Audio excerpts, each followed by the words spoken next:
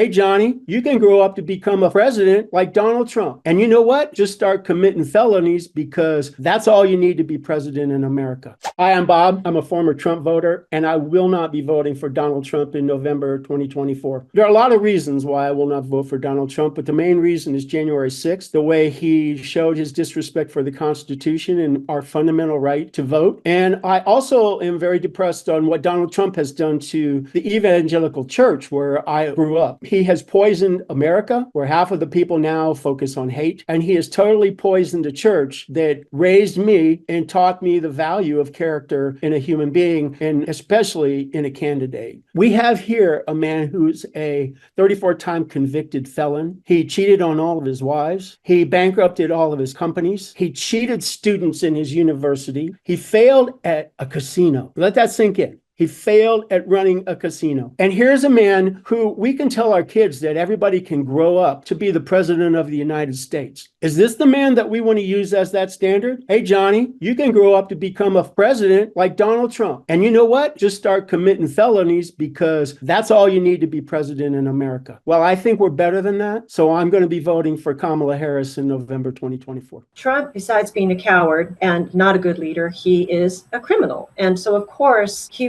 doesn't want to run against her. My name is Colette. I'm from Oregon, and I am a one-time Trump voter. But this time out, I am supporting Kamala Harris. I won't be supporting Trump because I believe he is anti-democracy. I believe he's a criminal. He's made a lot of statements that are a concern, very concerned about Project 2025, which he denies knowing anything about, but nobody's buying that. I think there's a reason why Trump is afraid of Kamala due to her background in being a prosecutor, attorney general. She knows what she's doing. She's dealt with people like Trump before. Trump, besides being a coward and not a good leader, he is a criminal. And so, of course, he doesn't want to run against her. A second Trump term would be devastating. I don't believe we would have any more elections.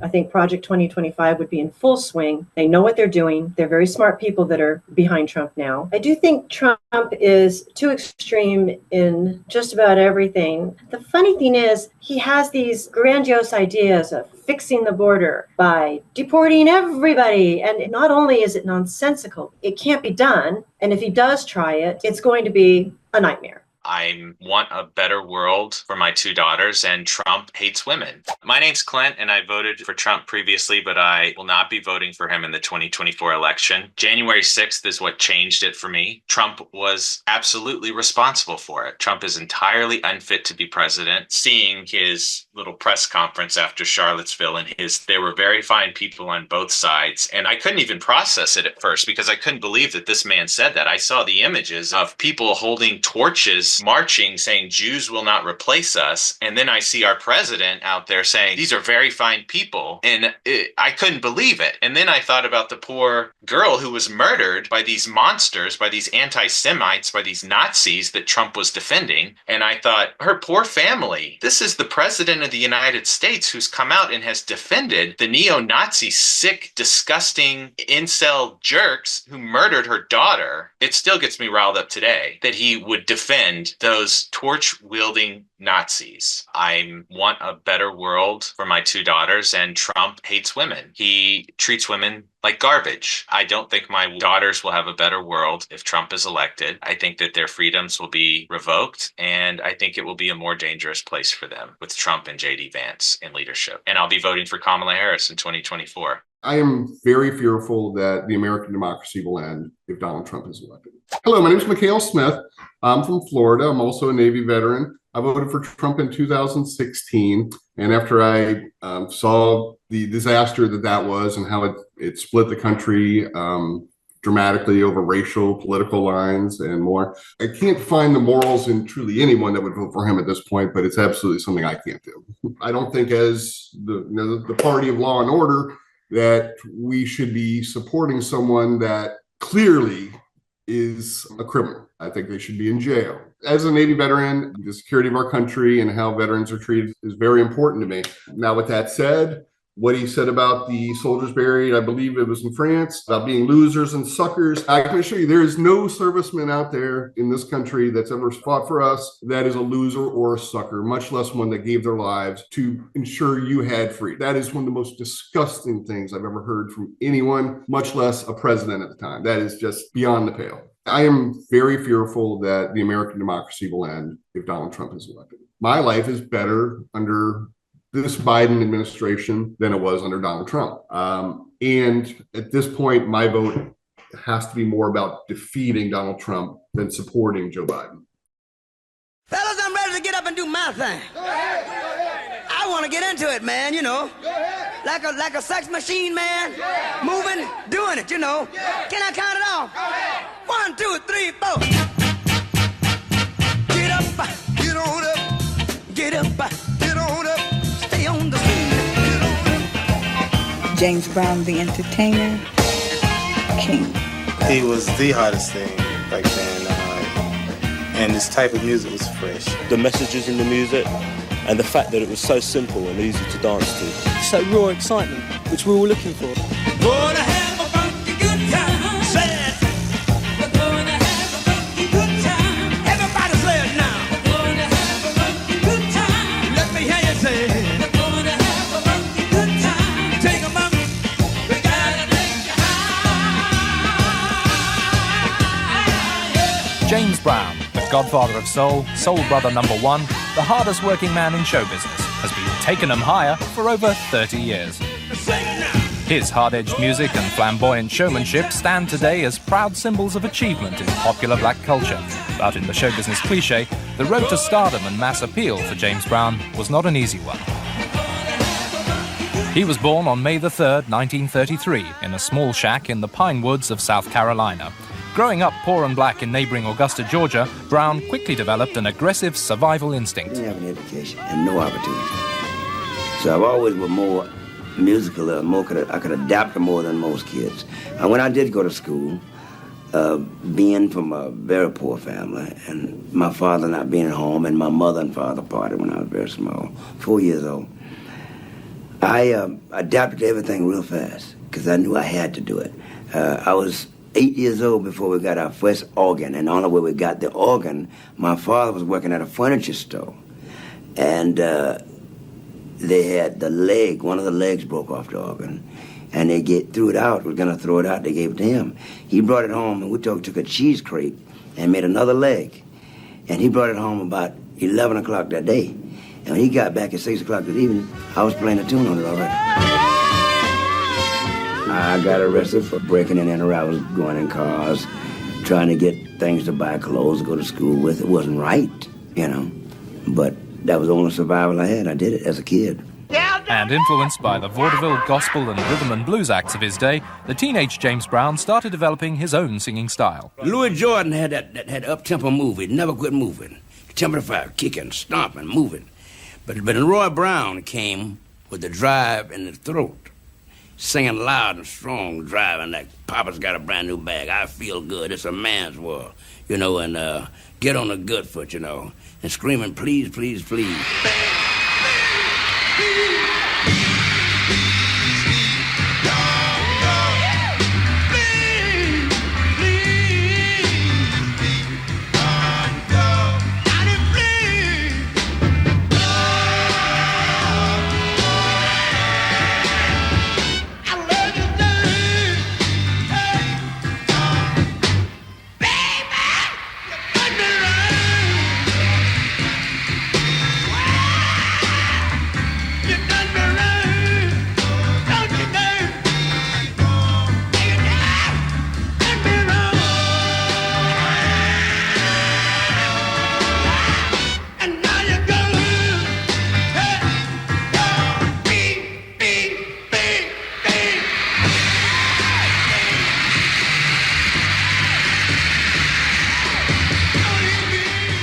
James Brown and the Famous Flames' first single, Please, Please, Please, released in 1956, was an R&B smash at about the same time another Southerner, Elvis Presley, was hitting the pop charts with Heartbreak Hotel, a less frenetic rhythm and blues tune, but of course performed by a white man, and they called it rock and roll.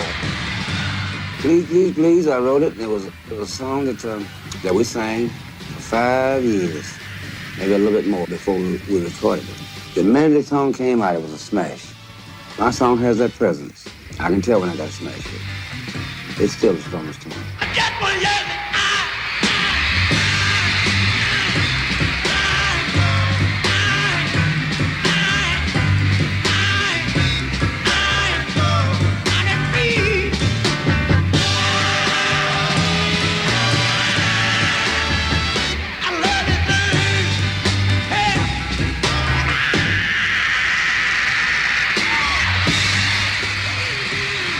The success of this song ensured that Brown's gritty gospel voice would soon become a fixture on radio stations throughout the southern states, injecting some of the hysteria of revivalist singing into the critical development of soul music.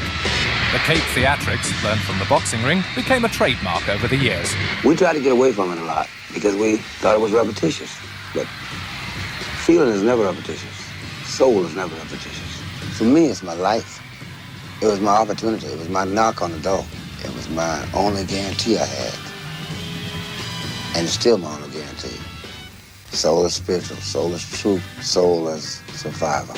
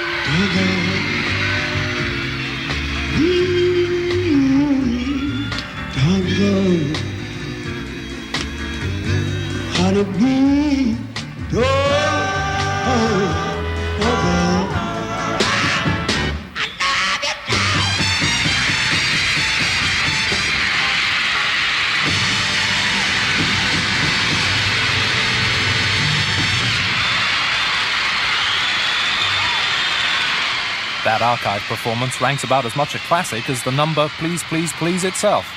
Though Ralph Bass and Sid Nathan of King Records, Brown's record company at the time, didn't see his material in quite that way. They didn't know what to do with me because I had my own style, and Mr. Nathan didn't understand that style.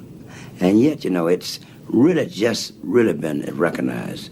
James Brown was a pioneer, and I kept jumping from place to place because I had so many formulas I could draw from.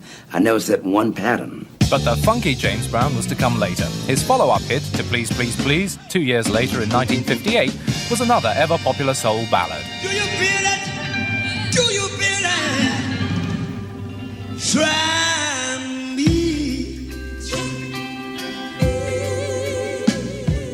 Try me. Darling, tell me.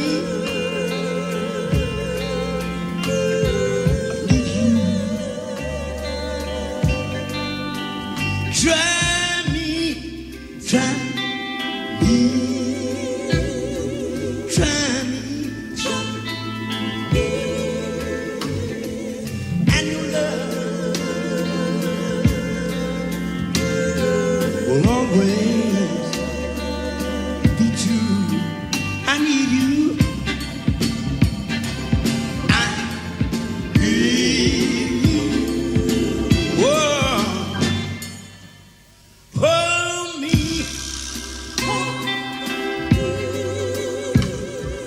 hold me. I want you right here by my side. Hold me,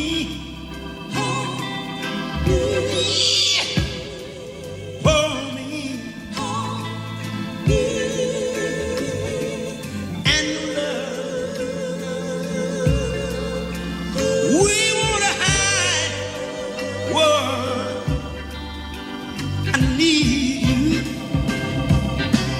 I need you.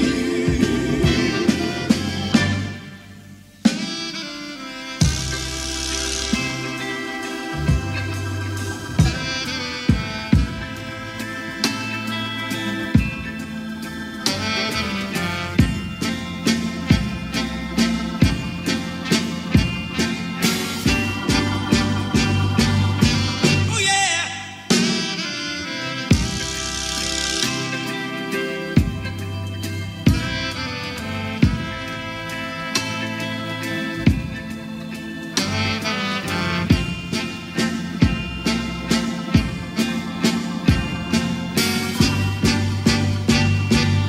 Oh, I need you. I need you. The essence of James Brown wasn't, however, in his records so much as his live shows, and the two only came together in 1962, against record company and management wishes, in the first Live at the Apollo album. Believe me. Sid Nathan at King Records didn't want to do that. He said that how can you, and Ben Rod did too, how can you do something every night and put it on record and people would buy the same thing you're doing? James and I, we stuck with our guns. We could see the action from the people. We recorded it ourselves. Came off so good. After we recorded it, we took it right straight to the radio station there, which was WWRL, was the big station then. We sat at that station all night. Didn't have no idea that they would even play one cut, maybe, you know.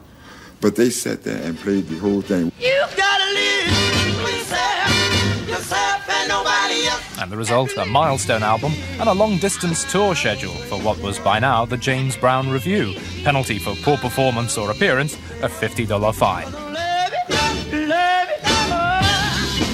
They called it the Cotton Belt Circuit. You know, you would leave New York City and you come all the way down the East Coast, and then turn.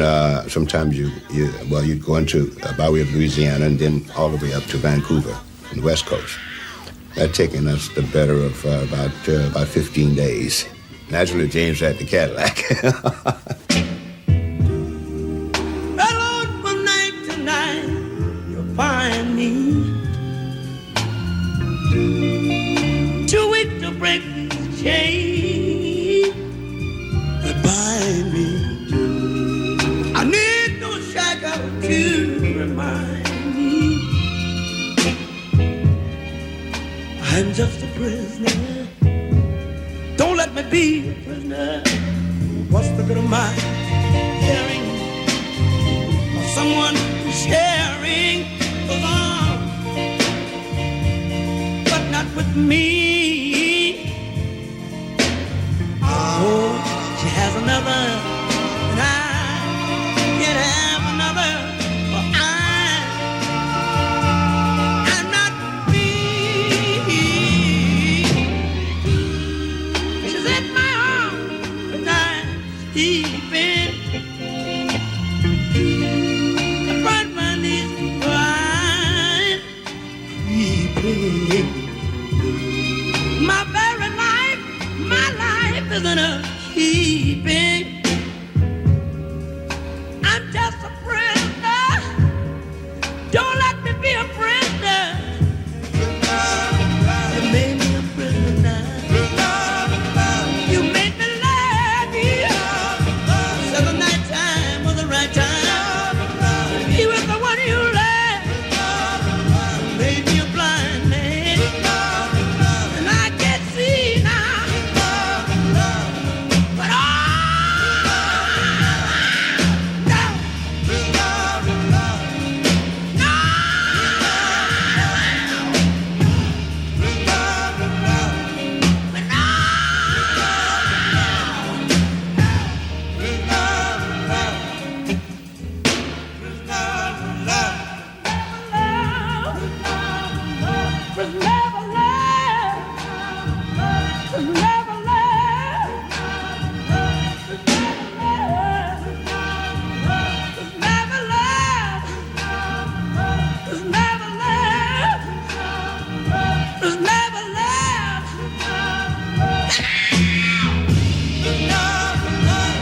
so bad now.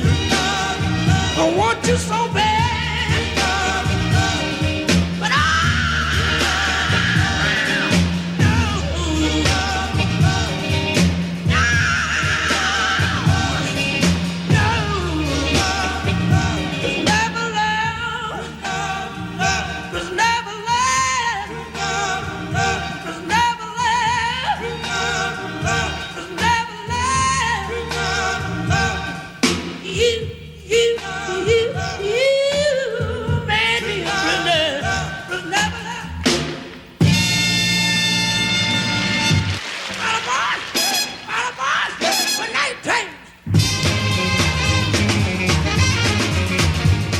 My act was so revolutionary. I made the Ed Sullivan show. I got so many applause in the dress rehearsal. They didn't know whether to keep the dress rehearsal or film it again.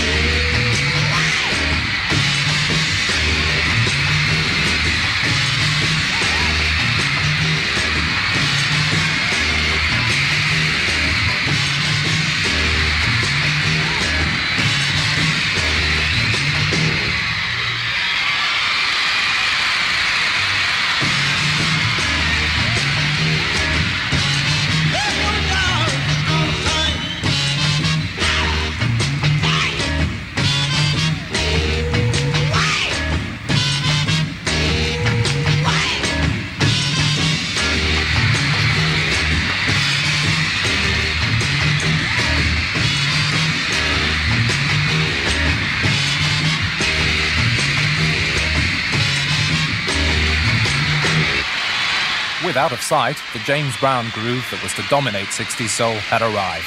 Its rhythms and movements quickly found students from across the water. And it was during this time that Brown made his first movie appearance in a rather incongruous B-picture. We found him out there. You better put him by the fire. It's Mr. Pevney. Darn. We thought it was the Bountiful Snow Girl. Hey, are you really the ski patrol? You were expecting maybe Rock Hudson? Oh, I know who you really are. You're James Brown and the Flames. I have all your records. Shh, don't tell my mother. She still thinks I'm in the army. You're going to sing for us, aren't you? Sure, come on. Out of sight. Oh, I feel good. I knew that I would not. I feel good. I knew that I would now. So good, so good. I got you. Wow, I feel nice. Sugar and spice. I feel nice, like sugar and spice. So nice, since I got you.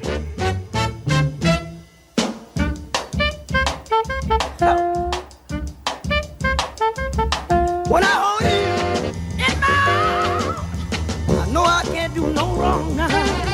When I hold you in my arms, my love can't do me no harm, and I feel nice. I feel nice. Sugar and spice. So nice that I got you.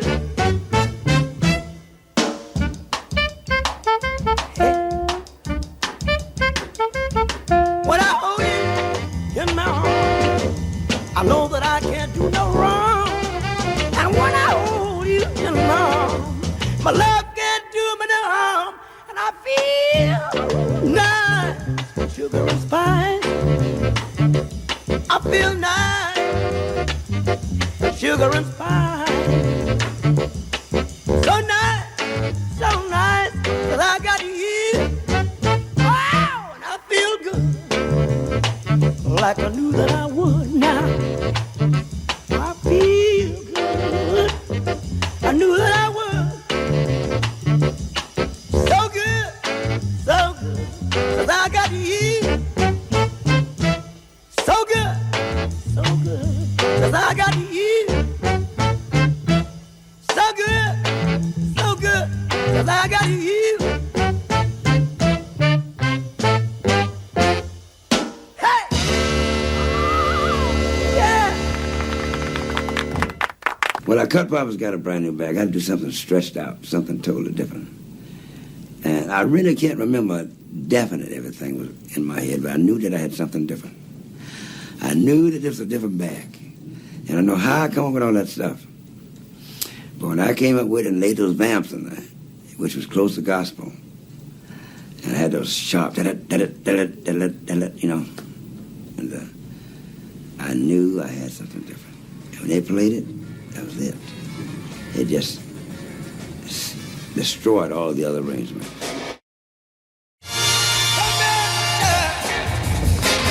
Papa's under swing. He ain't do hip now, but that new breed thing. He ain't no drag. Papa's got a brand new bag. Come in, mama, and get the crazy see. Get the crazy and find it money me. Papa's got a brand new bag. And you the jet, the fly, don't be ashamed, no you ain't shy. You the monkey, the potatoes, the like that, the little cheetah. After Papa's Got a Brand New Bag, the soul classics came thick and fast. When your baby and you are tight, and everything you say and do is mellow. She keeps everything all right, and you know that you're the only fellow. Ain't that a groove? Ain't that a groove? Do you hear me now? Ain't that a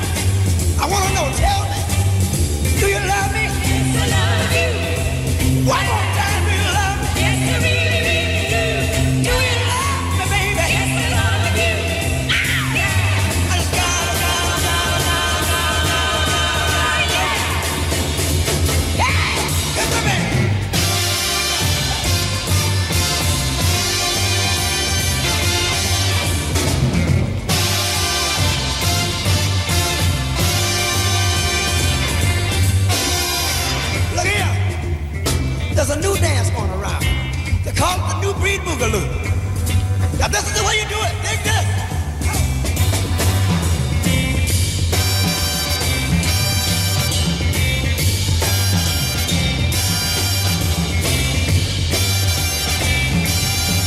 Get me back.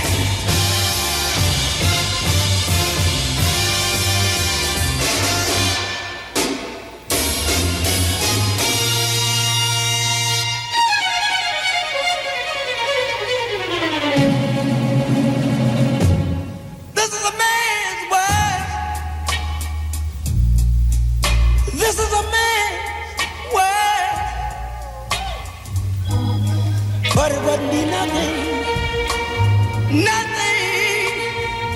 without a woman or a girl.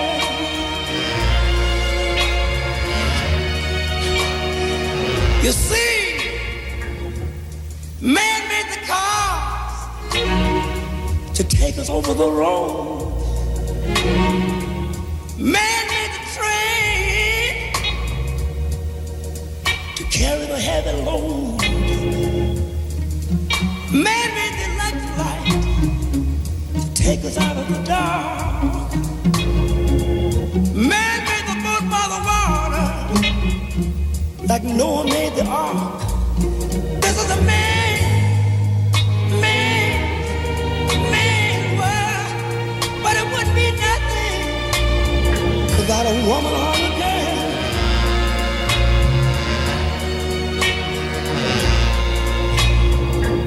Man thinks about a little bit of baby girls and a baby boys. Man make them happy, 'cause man make them toys. And after man make everything, yeah. Do you know that man makes money to buy from other men? This is a man's world. We would like to know sometime what's going to be done for black people. So I'm going to start now by making a few overtures to the gentleman standing on my right. Vice President Humphrey was one of the finest humanitarians ever lived. The happy warrior, we call him. And that was the reason why he never got elected president, because he was too nice and too real for people. Number one, in the black communities, the low-income areas, we need houses. So we don't have to stay in the dump, like I stayed in when I was a kid. Number two, we need hospitals, so we don't have to stand around and bleed to death while some other cat get work done. Now, the candidate that give me those kind of things, that's the man I endorse. I don't endorse the party, I endorse the man.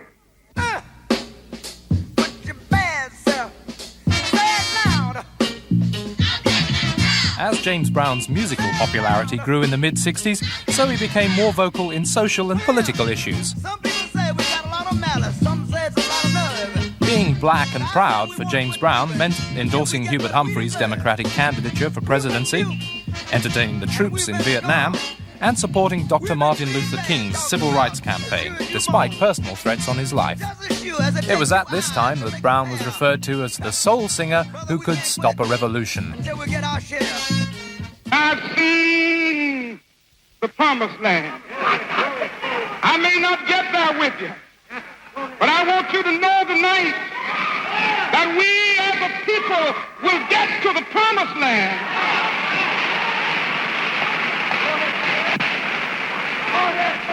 So I'm happy tonight. I'm not worried about anything. I'm not fearing any man. Mine eyes have seen the glory of the coming of the Lord. I got a call from Washington, D.C. after the assassination of Dr. Martin Luther King. And they wanted me to come and talk to the people and try to get them to get off the streets and calm down so they could think very clear. I wanted to see people get off the streets. I wanted to calm down. I didn't want to see no more bloodshed and lives lost. But yet and still I shared in the same conviction as the people on the streets because I understood what they were fighting for. But as the spirit of political revolt waned with the passing of the decade, So the revolution wrought by Brown's music reached its peak with a timeless dance number. Get up, get on up, get up, get on up, stay on the scene, get on up like a sex machine, get on up. James Brown's 1970 hit sums up his brand of soul. Simple lyrics and an insistent riff where every instrument, including the voice, is used like a drum. It was a style in stark contrast to the syrup of Motown or Beatles-influenced pop, and was much copied in the 1970s by Sly and the Family Stone, Stevie Wonder, and psychedelic period Temptations. Interestingly, Brown never sold as well as those artists, but if a performer has a theme, then James Brown's is Sex Machine. Right on, right on. During those times, it was hard to really figure out exactly what the boss is doing and what he's thinking. Sometimes he would call and say and dictate a rhythm, and say the drummer, you do this style, and the horn players do this, and the bass player do that, and we'd do it, and it would all gel together. Come here.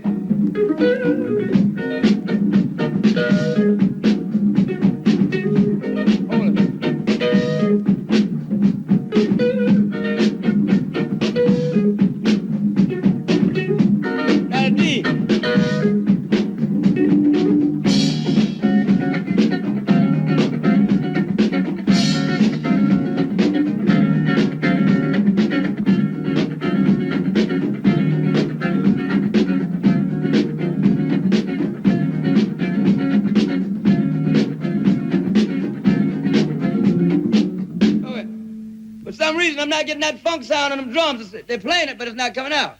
You know, the longer you put on, get together, bump the track, and then party. Wow, on the good foot. Party with the good foot. That's on the good foot. Get it from the good foot.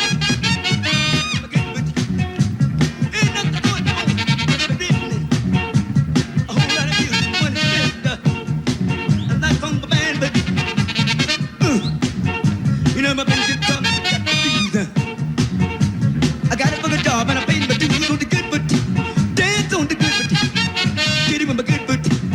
Do it with my good foot. Get it with my good foot. Hey!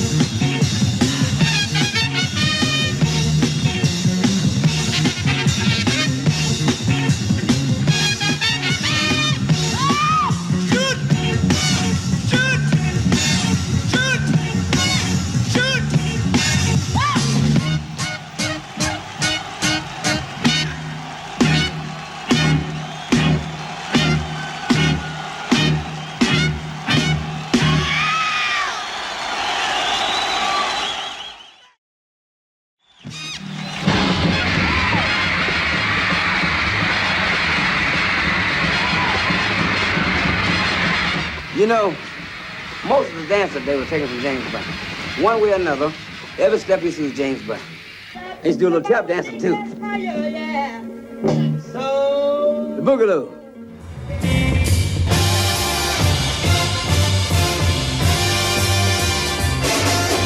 Funky chicken. The old James Brown. Mashed potatoes.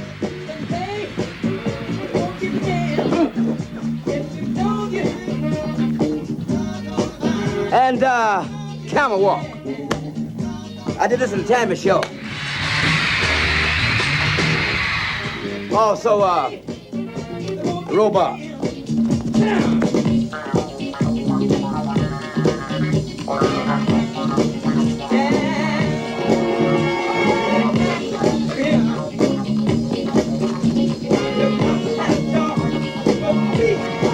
Oh, get down.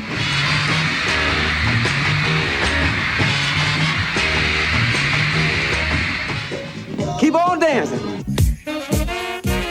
Despite the exuberant claims, there's no doubt James Brown, the dazzling mover, more than makes up for James Brown, the dazzling dresser. He was doing things in the 1960s or 70s that Michael Jackson or Prince can hardly match in the 80s. But Brown's musical career began to falter after 1974.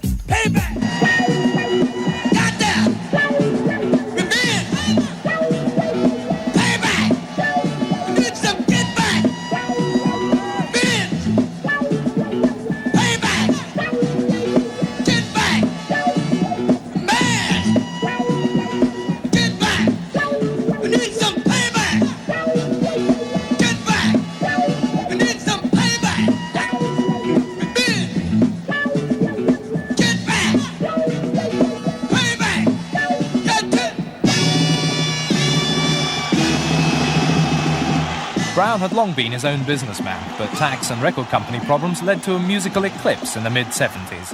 There was not a buyer audience for James Brown, I mean, in terms of promoters.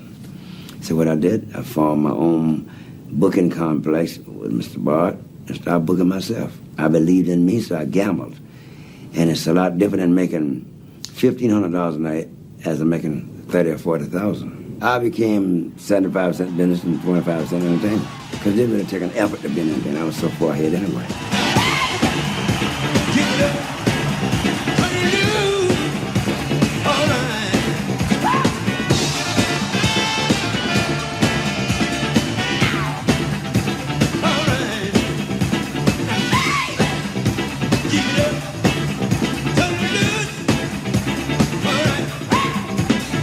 The record company wanted me to sit down and rest because my songs I had so many hits that I didn't get credit for. You know, I was getting a million seller every 3 months. It was disco in the 70s, but I got so far out that it couldn't catch me, so I had to slow myself down. Because when you can put something on a synthesizer and just learn it verbatim and it's not even music, that's the joke. But we have to get up there and play and make it happen. That's the difference.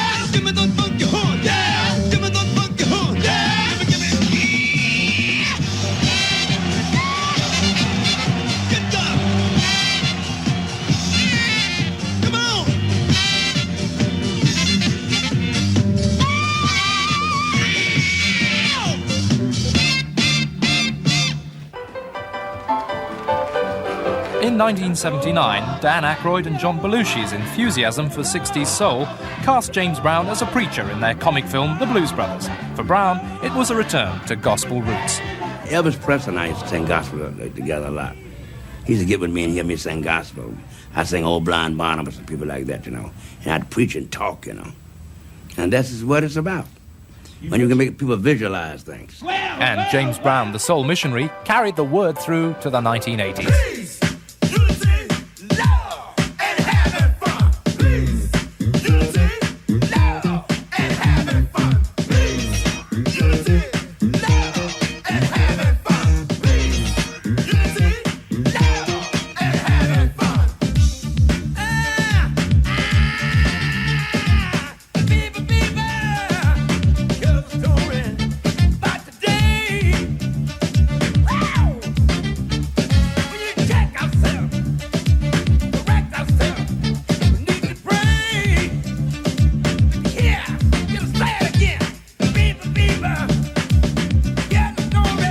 James Brown and Africa Bambaata's Unity was a rap updating of the message song style made popular with songs like Say It Loud, I'm Black and I'm Proud, or King Heroin.